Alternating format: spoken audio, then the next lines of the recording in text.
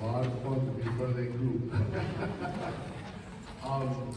The next piece is really quite a different piece for us. So the last couple of a year ago, one of our members in the field, Chuck Pinfield, said his friend of his grandfather had written a piece for the Sousa Band.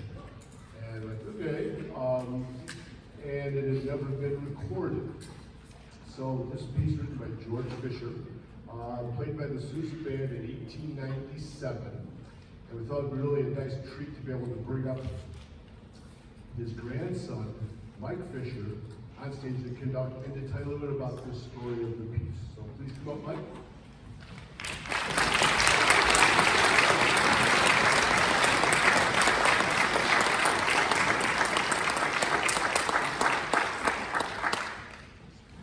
Testing. Can you hear me? Wonderful. This is what happens when genealogy meets life at a bar golf course. He didn't tell you that part about how Chuck and I had this discussion. First of all, I want to thank Central Wind's leadership board and all the members, and all of you for coming.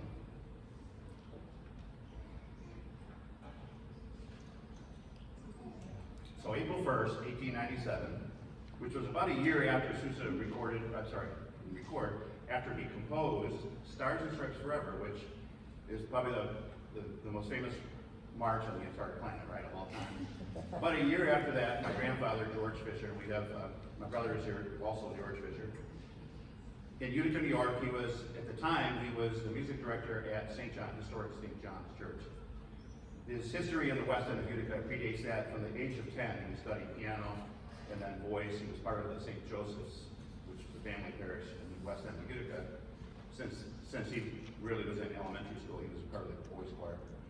And then through several parishes in the Mohawk Valley, ended up at St. John's for over 40 years before he retired to take the same position for about 15 years at the Assumption Church in Syracuse. He composed a number of other marches that were performed all over the world. This specific piece was performed by the John Philip Sousa Band in 1897. 4 months later, we found it was performed in Queensland, Australia, so literally went around the globe. So without further ado, thank you all for coming, and I hope you enjoy this fun we're going to have.